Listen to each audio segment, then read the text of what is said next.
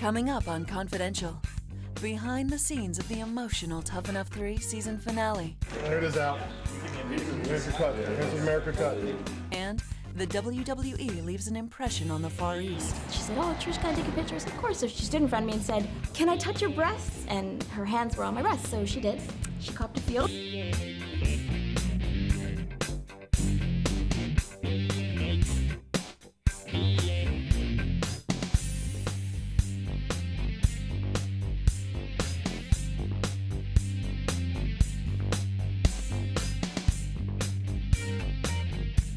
Hi everyone, I'm Gene Okerlund, and this is WWE Confidential. This week our Confidential cameras have been everywhere from the Far East in South Korea and Japan, and back home to the East Coast to Boston and New York City. We have plenty to cover tonight, so let's get this show rolling. First up, the Tough Enough 3 season finale from the World in Times Square, New York City last Thursday. After 13 weeks of training, it all came down to one night for the 5 Tough Enough finalists.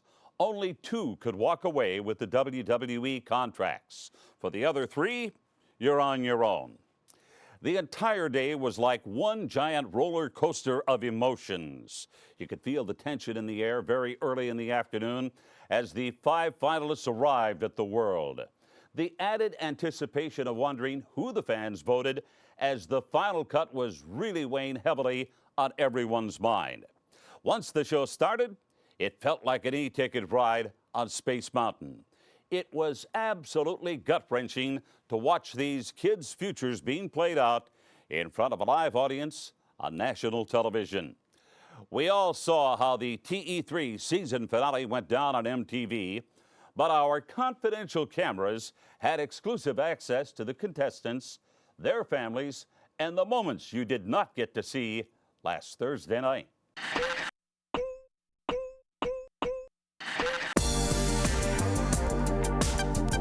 We're here at the World in Times Square for the live finale for Tough Enough 3. A little anxious, pretty nervous. We don't want to get, find out the outcome pretty fast. Yeah. It's like 6 months of anticipation come down to one night, so it's pretty dramatic. Nobody knows definitely who they think is going to win. They have ideas, but, I mean, everybody has 2 different people. I think Jonah has a great shot at winning. Myself. Me, I think I deserve to win. I would like to think that I would win. I think Matt might have the best shot.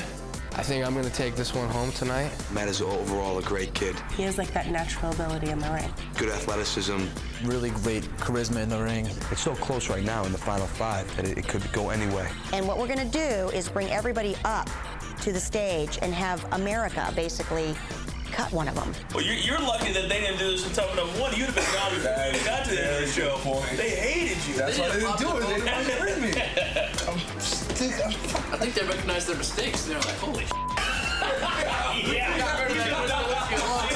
That's not funny at all. That's he. I like the idea that it's interactive and allows the fans to have a voice because, you know, let's face it, last year in Tough Enough 2, we caught a lot of flack about people saying that we made the wrong decision or whatever, when I don't believe that. The people that should have won, and the people that should have lost. 10 minutes before showtime. It's where it all goes down. It's where it all goes down. This week, as we've gotten nearer and nearer to today, everyone has talked less and less. I think it's just been like a nerves thing. Hey, take a shot at Big, too. This is Big 7 minutes to showtime, flipping out of his mind. Welcome, everybody, to the season finale of Tough Enough 3. Well, folks, the voting is now over. The moment of truth has arrived for one of our 5 finalists. There it is out. Here's your cut. Here's America cut. It's called Tough Enough for a reason. I'm sorry. Good luck. So joining us now is a man that you never want to have walk your way on cut day. Please welcome Al Snow. We're kind of being together here. We're just giving each other support. That's the whole key. We all feel the same. Nobody wants it this way. That's right. This is a tough way. Matt, sit down.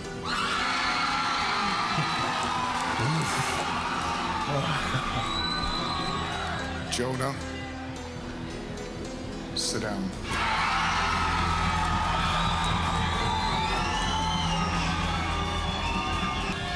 John,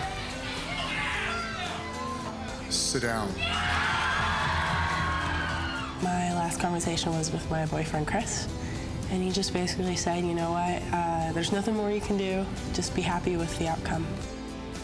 Eric, sit down. Oh, no.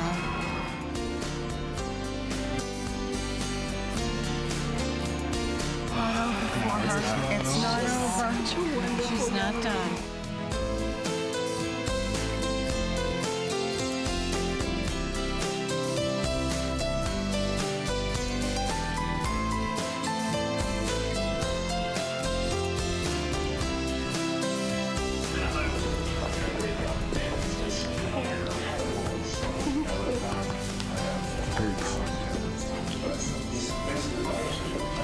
I know.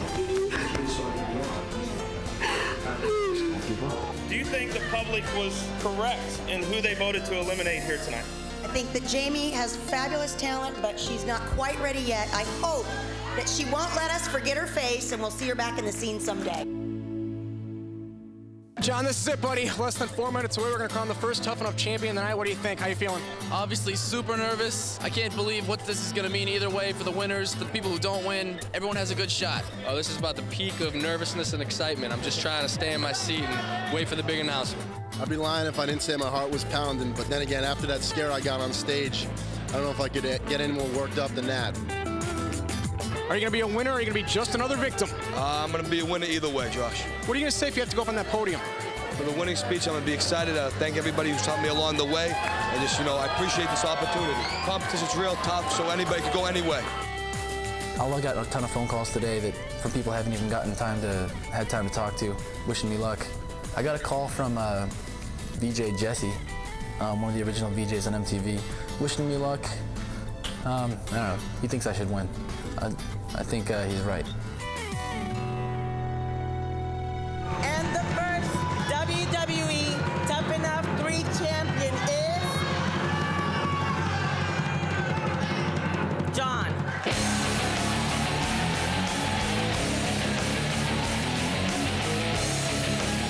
My knees are shaking right now. I was so excited. I almost blanked out completely when I got up there.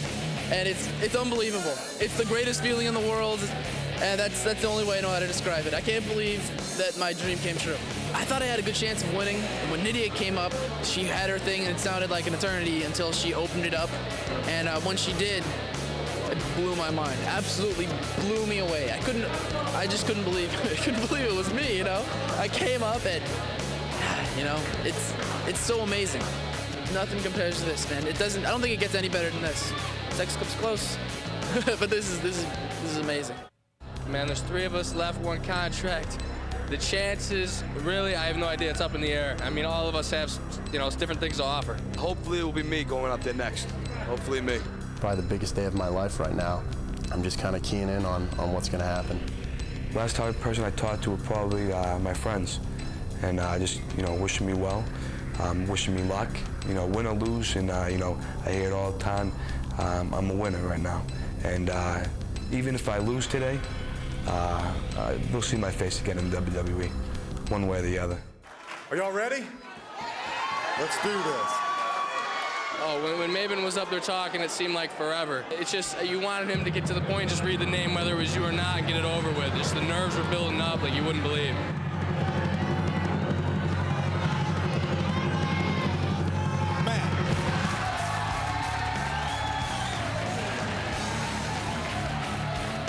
Definitely hit me and it's definitely sinking in for me.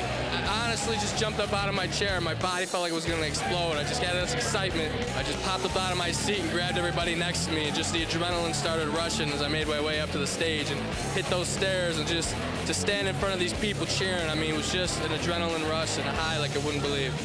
I honestly don't even remember what I said, man. I was just so pumped up and hyped up to be there, and I'm just feeling it in the moment. Up next, RVD gets more than he bargained for on his sightseeing tour of Japan. Godzilla! No! Welcome back to WWE Confidential. Vince McMahon has often said World Wrestling Entertainment is one of America's greatest exports. Now seen in over 200 countries, the WWE is truly a worldwide phenomenon. But it's still amazing to see firsthand how the WWE transcends language and culture. Last week, Raw superstars traveled halfway around the globe for a Far East tour that included South Korea and Japan. Despite the grueling journey, the superstars were energized with the overwhelming response they received from the fans. It was an unforgettable experience professionally and culturally.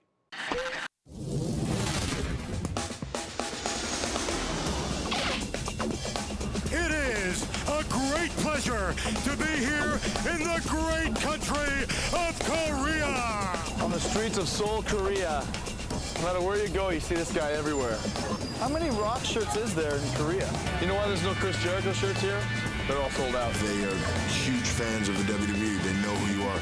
They know everything about the guys. They're always Jericho. Yeah, boy, you got it. So the response you get is off the chart good. It's like being one of the Beatles or something when you come to these countries because people just mob you because they're not used to seeing you so much. And it's really an experience. Let's go! Drama, freaks, and soul! Big Papa pump your hookup! Holler if you hear me! Korea was probably the loudest crowd that I've ever wrestled in front of. They were unbelievable. You could tell how bad they wanted to see our show. It is my honor to be in the great city of Seoul, South Korea. From start to finish, they were just out of their seats. They were crazy. I can't describe it. They were just the loudest that I've ever heard a crowd in my life.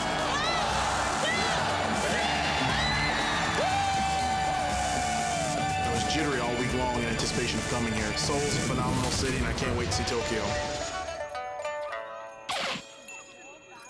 See, this is my Asian Hurricane headquarters, this big green building right here.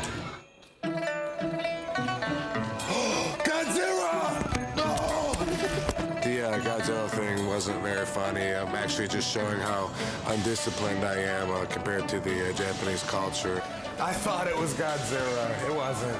Things look a lot bigger in the binoculars.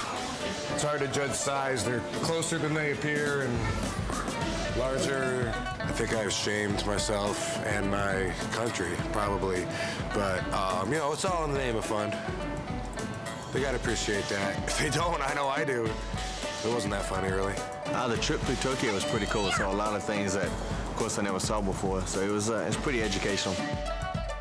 There has been some miscommunications because of the language barrier. First one was I came into the hotel and there was a bunch of fans in the entranceway and I walked through and she said, "Oh, Trish, can I take a picture?" I said, "Of course." So she stood beside me. Then she stood in front of me and said, "Can I touch your breasts?" And her hands were on my breasts, so she did.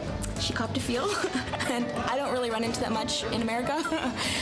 So that was certainly an interesting experience. Also, I got asked the question today during an interview, Trish, we hear that you have puppies in your breasts. And I said, no, this is untrue. I said that perhaps my breasts are called puppies, but I said I would let them know I'd get back to them if my breast started to bark. I was given the honor today of going to one of the top sumo houses in Japan. The sumo wrestlers in Japan are, you know, they're about as high as it gets. They're it. The size of the sumo wrestlers. Actually, I've been to the sumo palace several times before and seen them in person, so I wasn't really as impressed with that as I was their training regime, which I thought was awesome. How long do they practice each day? 練習時間は1日どれぐらい？稽古自体ってのはそんなやらないけど、まあ3、4時間ぐらい。 3-4 hours a day. Not knowing that much about sumo, it was amazing to me at how massive these guys are, how hard they actually hit when they collide. And then we actually got the honor of being able to sit down and eat with them, and then to see them eat massive quantities of Lord knows what, raw fish, raw meat, you name it, and it was thrown in there, and you know, they just eat massive quantities of this and rice and trying to bulk themselves up. It was an amazing experience, an incredible honor for me. You know, when he saw you Tell him I'm way tougher than Seagal. 全然違うって言ってる。いや、見たらわかるんですけどね。He now realized that. Tokyo, Japan. Here we go.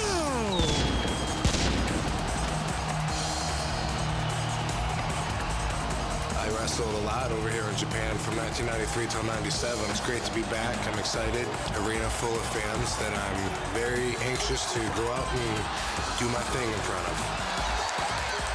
It's always really exciting to come to new places and, you know, just to get a taste of new cultures and different cultures. And what blows me away every time we come to a different country, especially so far away from home, is the fans are the same. I mean, they're passionate about our product, and it's amazing how that transcends this far away from home. It's just outstanding, and I cannot wait to come back here again.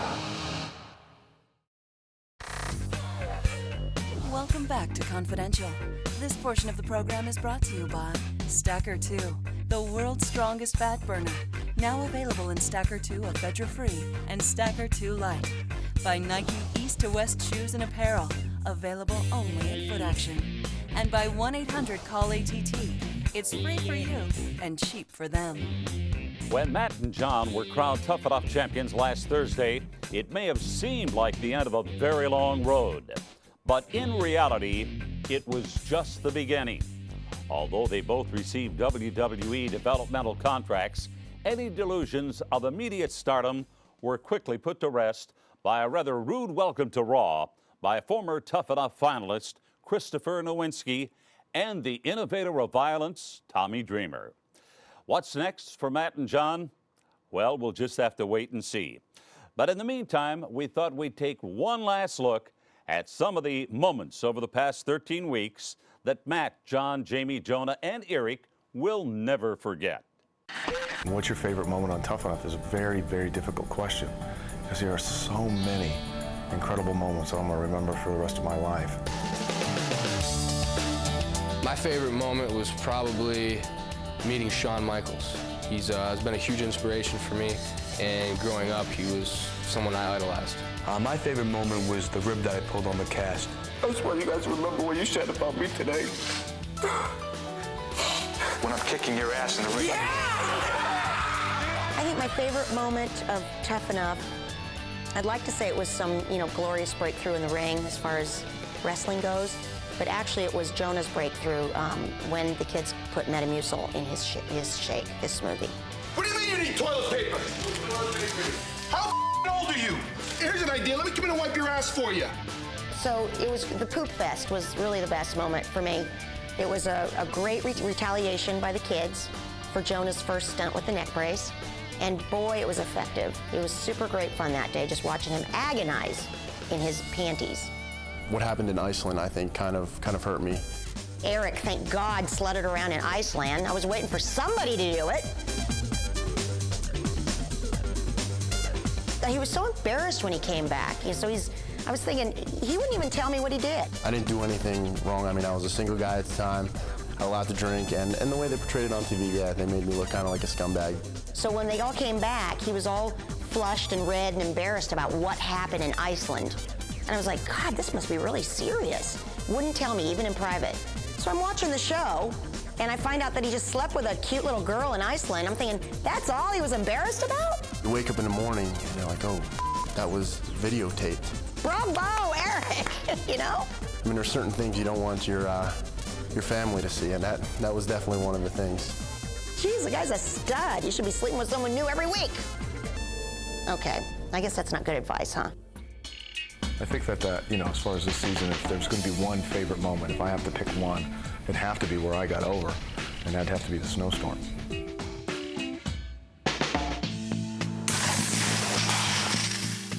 I'll get you out, Snow. It was the last thing I do. They didn't just steal one tire. They stole all four. I walked out, and it looked like I was in, East LA. My friend, you have been gotten. I was speechless. There's no way that they should have the last laugh. They're kids. I should have the last laugh. I paid my dues, right? I I did get a lot of joy out of the journey, but I hope the journey doesn't end here. To be honest with you, this whole experience just changed me as a person completely. Before this, I thought I would be living in my hometown for the rest of my life, having a normal 9 to 5. After this experience, the world opened up so much. My goals are just so much higher. I'm shooting for so much more. I have had incredible highs and even bigger lows. I still wouldn't give it up because it's what I love to do, and it is something that I have a passion for. And for these kids, I've told them, live it, enjoy it, and never look back. And I can honestly say I don't. And I don't know what I'm going to do when that road comes to an end. I don't know. I don't know what I'm going to be when I grow up. And I don't want to grow up. So. Up next, Shawn Michaels pays a visit to Old Ironside. The conditions that they lived in is very different than what you imagine. There's no way. I mean, I'd go insane so fast. I've got a superstar for you. See if you can guess this one. Ready? She has a record of 33-0. Her nickname is Old Ironsides. And even though she's 205 years old, she's still active. No, I'm not talking about Mae Young. I'm talking about the legendary warship, the USS Constitution. Recently, when the WWE was in Boston for the Royal Rumble, Shawn Michaels took a moment to visit this enduring symbol of American freedom. Shawn's dad, Lieutenant Colonel Richard Hickenbottom, was a pilot in the U.S. Air Force, and as a self-proclaimed Army brat, HBK has a great deal of respect and admiration for military history.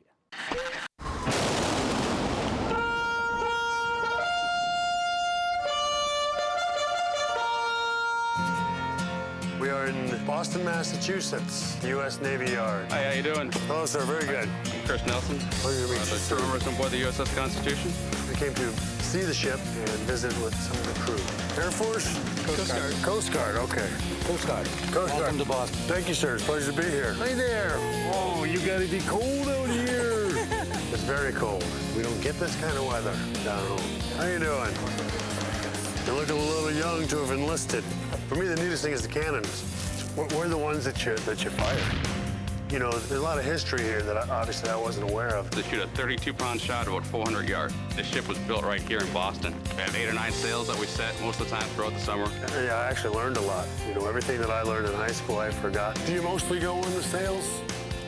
There's no motors on board the ship. It's all sail power. No. Yeah, there's 4 decks altogether. We're on the top deck. Want to go downstairs? Definitely. The USS Constitution is the oldest commissioned warship still afloat in the world. It's 205 years old. The ship is home ported here in Boston, and it'll stay here as part of an act of Congress. The conditions that they freely lived in is very different than what you imagine. You know, all they had was little, I believe they said 18-inch hammocks. Not a chance. I'm not gonna go. There's each guy right next to each other. They don't know what to do. So I don't know how those hammocks work. I think maybe he went in the hammock because I did. I really do. You gotta be kidding me. He was kind of hesitant at first, and then I crawled in. He's like, well, it's not that bad. There's no way. I mean, I'd go insane so fast. The swinging is nice, though. Do I think I'd be able to live in these conditions? Not a chance. That's why, as much as I admire the military, I didn't get into it. And I can't honestly say that I'd even be able to handle the conditions of the Navy or any of our military currently. I'd miss my family. I'd miss my own bed. I don't want to choke the guy next to me simply because he was the guy next to me every night. Rock, get ready to sleep? Yeah. Either that or until I heaved. One or the other. My interest lies in the military because they have so much pride and love for their country and want to go out and be a part of this. I grew up in the military, and I wouldn't change that upbringing for everything in the world. I still say yes, sir, and yes, ma'am, and no, sir, and no, ma'am. I don't know, there's a soft spot in my heart for that lifestyle. It think I would have been a good soldier. I'm good at listening to or following instructions. I've always been a pretty disciplined guy. He's got the right attitude, you know, always keeping it cool, making sure that the people that are around you are happy and are having a good time. He was definitely happy-go-lucky enough to get along with the crew, which I think you need to do for that long. When I found out he was coming, I'm like, you know, this is fantastic. A lot of the crew here watches wrestling. They really get into it, and they were really excited about him coming. He's a real personal sort of guy, so he made it a lot of fun as we were walking around. Working out for WWE. Good luck. It's always nice being around people that think what you do is pretty cool when you know that really compared to what they're doing, it's not that big of a deal. From anchors away to bombs away. Swanton bombs, that is. To say Jeff Hardy is a bird of a different feather would be an understatement, to say the least. And I'm not just talking about the body paint and the hair that looks like an explosion in a paint factory. Jeff put the extreme in Team Extreme. His patented swanton bombs off the top rope, off arena balconies, and off 15-foot ladders have earned him a reputation of being the WWE's top daredevil. As we've seen in recent weeks, it's really difficult to figure out what makes this guy tick. But we thought we'd give it our best shot anyway. Swanton bomb!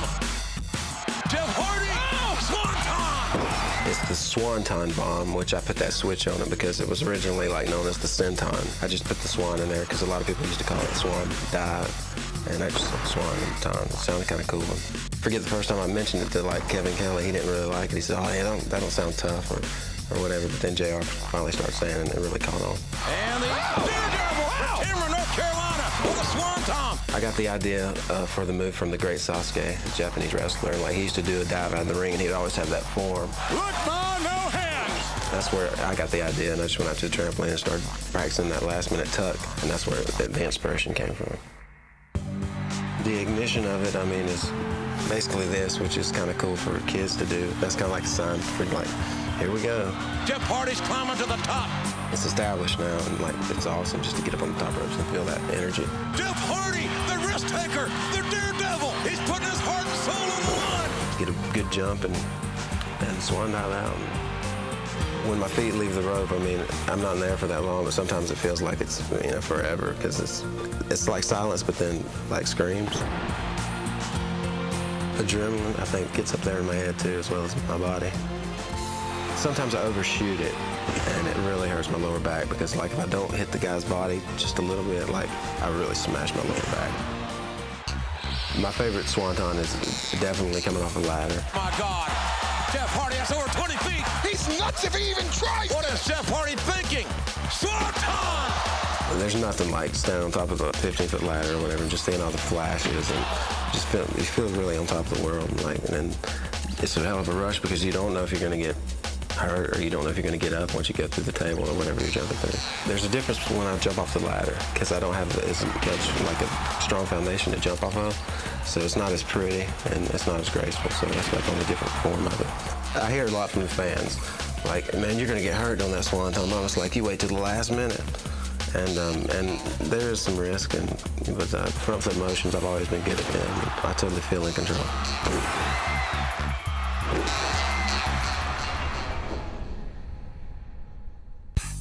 Up next, at last, Christian has come to Japan. At last, you're on your own. As the saying goes, there's no accounting for some people's tastes. You know how David Hasselhoff is a superstar in Germany, and Jerry Lewis is considered a comic genius in France. You won't believe which WWE superstar is as big as Godzilla in Japan. Well, sort of. Here we are in Akihabara, like a section of Tokyo. It's the electronics section, I guess, all kinds of shops and stores, and there's people everywhere. So we're gonna try to do a little shopping, buy some stuff. I got a fistful of yen here. Look at that. I got thousands of yen. That's about $40 US, so see how far we can get on that, but I also got some plastic, so don't worry too much. Let's go, let's see what we can find. Little tiny laptop and it's on. It's amazing how they leave these things out, because if they left these things out in the United States, they'd probably be gone in about 30 seconds. The only problem is a lot of times when you come to Japan, the only thing you can find to eat is chit. But I hear the chit's pretty good in here, let's try it out. Who's eating chit? Thank you. I was in Japan before I started with World Wrestling Entertainment in '98, and there was a little corner store, and I used to go in there right beside my hotel, and I had warm milk tea. It was in a can like a soda, but it was already heated, and it was just like had milk and sugar, everything in it, and it was awesome. So I'm asking people on the street, warm milk tea, and they're like, milk tea? Milk tea. They have the warm? Cold? Cold. Oh, I want warm. Well, finally, I found somebody who spoke a little bit of English, and they pointed me in the right direction. Warms my hands. So about 20 minutes or so later, I found my warm milk tea. It was great. Thank you, thank you, thank you, thank you, thank you, thank you. Oh, okay. Very friendly people. They're very polite, very nice, very friendly in Japan. The Rock. Look at that. He's got his Rob Van Dam, Kurt Angle, and no Christian merchandise whatsoever. A really funny moment happened. We were on the street. I look over and I see a guy standing there, and he had a Dudley Boys shirt on. So I yelled to him. I said, "Get the tables." Get the table! Yeah, yeah. And then at that point, you recognized who I was, and he came running over. Still good. All right. I ain't not no sucker neither. I ain't not no sucker neither. I ain't no sucker neither. Now can you dig that? Sucker! Yeah, that's right. 5 times, 5 times, 5 times, 5 times, 5 times! What is... Welcome to Low is Jericho! Yeah, good one. And last, you're on... You're on your own. You're on your own. Yes, perfect. Christian!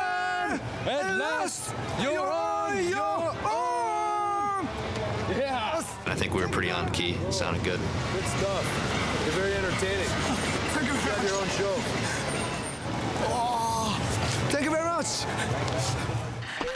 That song is annoying even with a Japanese accent. Next week, our confidential cameras go to Rome, Georgia, as we get the real story behind the legendary enforcer, Arn Anderson. Then we're off to North Carolina for a visit with Lita and a cause that is very dear to her heart. We'll also have a very special tribute to the all-time great WWE Hall of Famer, the veteran octogenarian, Classy Freddie Blassie, who'll be celebrating his 85th birthday next Saturday. That's all for this week. Remember, if you see and hear it here, it's confidential.